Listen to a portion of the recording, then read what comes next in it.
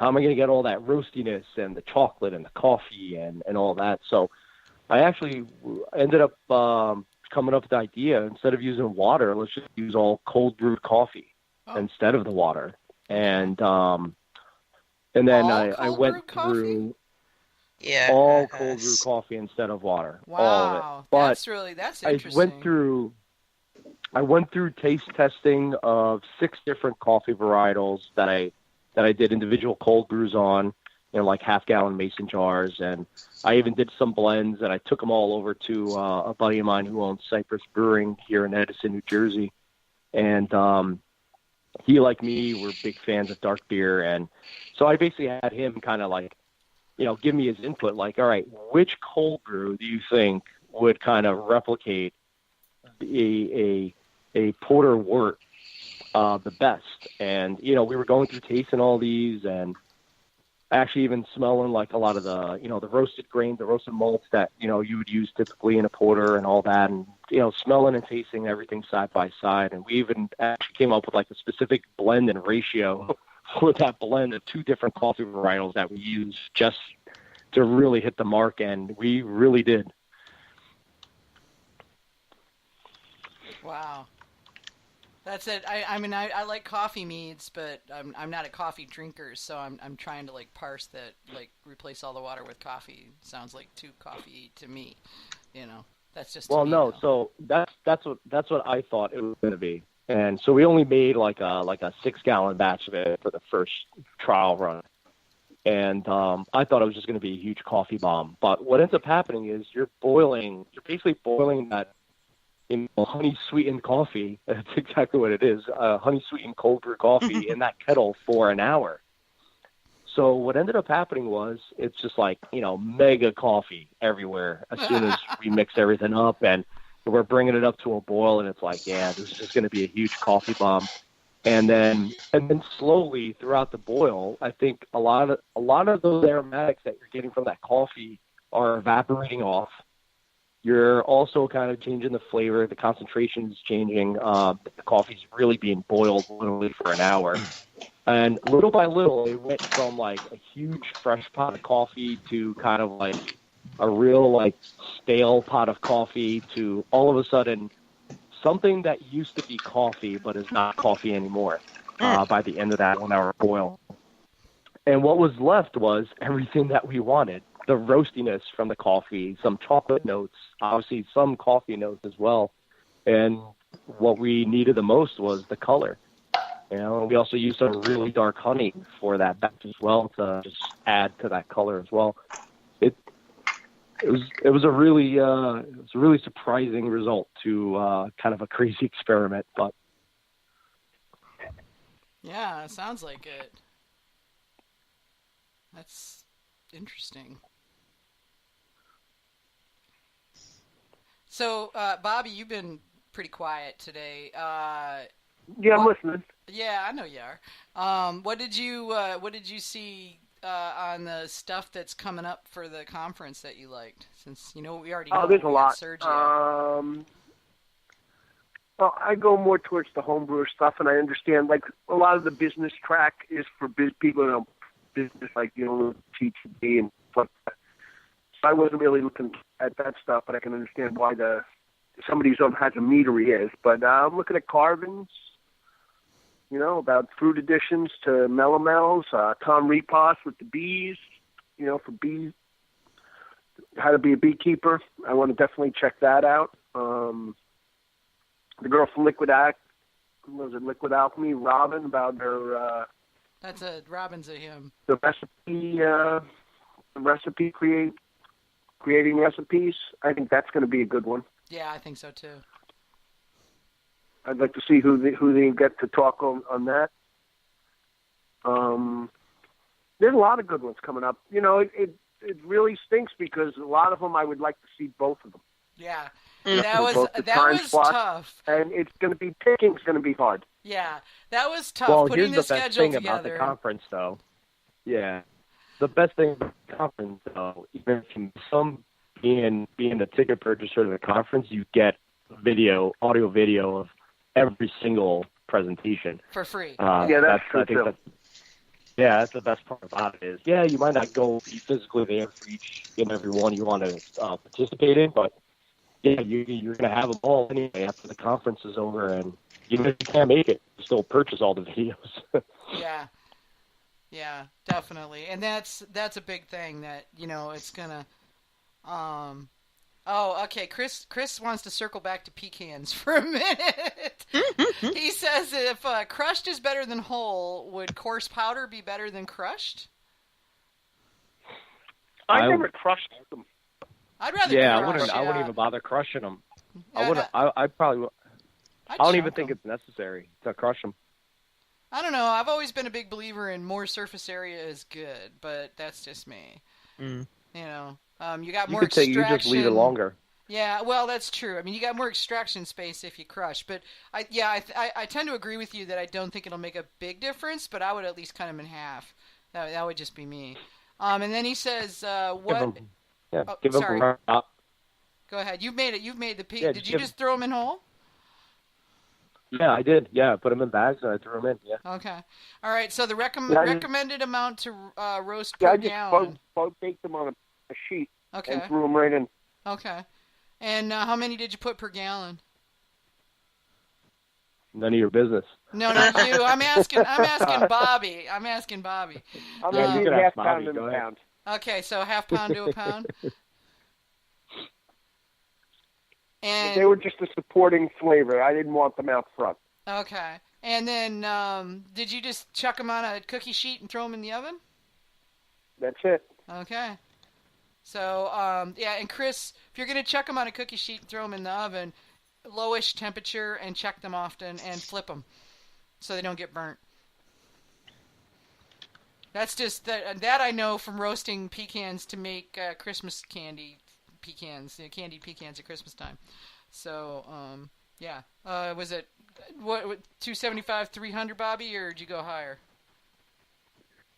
Okay. For the temperature that you roasted them at. I just put it low temp and dry them out. Yeah, that's what I was thinking.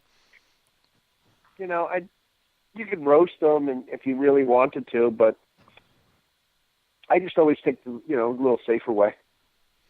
Yeah, I think it's better to go lower and not worry about. You don't want to burn them. It's real easy to burn them. And my favorite way of not burning stuff is you get the oven to heat, then turn it off and put the stuff in. Yeah, that works too. Yeah. Well, that's what I do for jerky. That's That's how you keep from burning your jerky when you're making jerky. So it's a different kind of thing. But yeah. So Bobby, if you had to pick like 2 or 3 of your favorites out of the conference stuff, what are you thinking? What grabbed you the most? Well, I like all the recipes. I like the flavor profiles. There's a lot to look at. McGovern, ancient brews, rediscovered, recreated. That's right up my alley. That's like science. That's like the Discovery Channel of mead. And, that I would definitely want to say,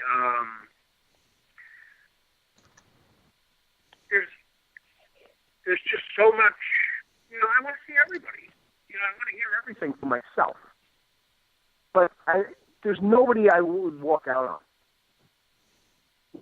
I would pass up. The only things that, like advertising for your meadery. I'm not opening a meadery, so really the advertising isn't doing anything for me. Yeah. Opening a tasting room, that's not going to appeal to me. But anything that really has to do with taste and flavor profile and bees and honey, I want to see all that stuff. That's exactly what I'm looking for. I'm not looking for the business aspects. Yeah. But on creativity and creation, I want to be in. Yeah, I like that. Sergio, you've looked at the list.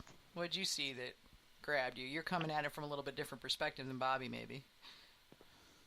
Yeah, it's that's the best part about us having kind of like amateur mead making and pro tracks at the same time. So yeah, there's definitely something for everybody. And there's even probably some stuff on the commercial side that some homebrewers would actually even be interested in. But yeah, actually, even the one I'm actually really looking forward to the most is off the top of my head is Carvins. Yeah. The different, adding fruit and melomels at different points and basically doing a blind tasting of the results. So I think that's going to be pretty interesting to see the results of that experiment too. Yeah, I think that's going to be. Really, really interesting to see what he does with that.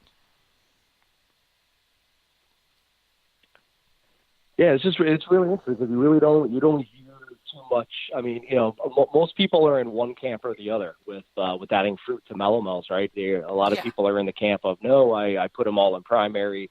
Some people are no, I put them at the end of fermentation or in secondary. It's going to be pretty interesting. Then doing a blind tasting of each, right? And he's doing four different methods on top of it. So I think it's going to be really, really interesting. Yeah, I think it will be too. It's going to be fun to see what comes out of that, because I think it may it could potentially change some things,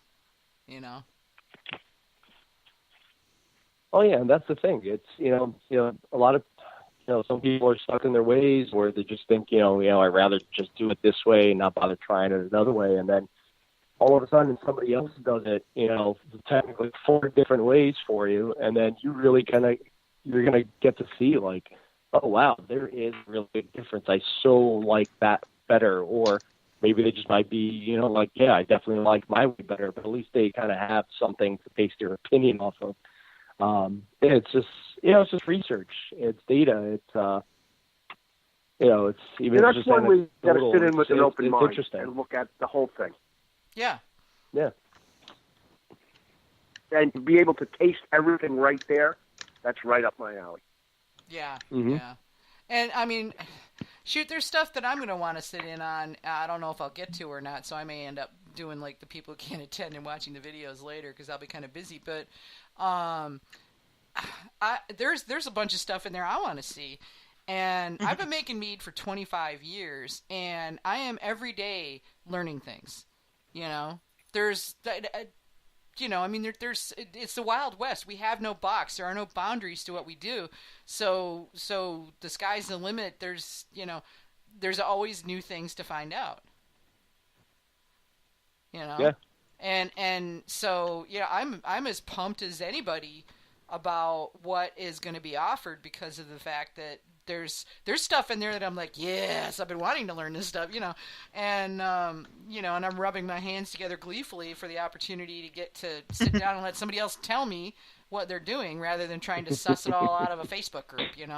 I mean, the Facebook groups are great, but let's face it, it gets a little busy. To have a focused 1 hour of let's just sit down and really check in on this stuff is pretty cool. I like that a lot. Oh yeah, for sure. It's I mean, something like this, it's the mead world has needed a mead conference, right? For how long? Oh, for a long time, yeah. Last year's was one day, and it was as short as it was. Well, it was a long day. Yeah. It was amazing. It was probably for probably the first ever mead conference. It was about damn time that this happened, basically, and it was kind of groundbreaking. This year, it's basically double the size, and so much more going on. Really nice array of different subject matter, and something Great for everybody. This is awesome. I just want to see it continue to grow every year, and the more people that come in and actually participate in these events. I mean, I think they're going to go back home and think to themselves, like, this is definitely like a every year must do. You're not going to get this anywhere else ever, And the networking besides after the classes is still great. And you still, you bring a couple bottles of what you make, and you're sharing it with everybody. You're tasting everybody else's stuff. And, the information's flowing back and forth. How'd you do this? What'd you do here? And, so these are connections that you're going to make, and bottles you're going to swap in the future. It really, it's a priceless experience.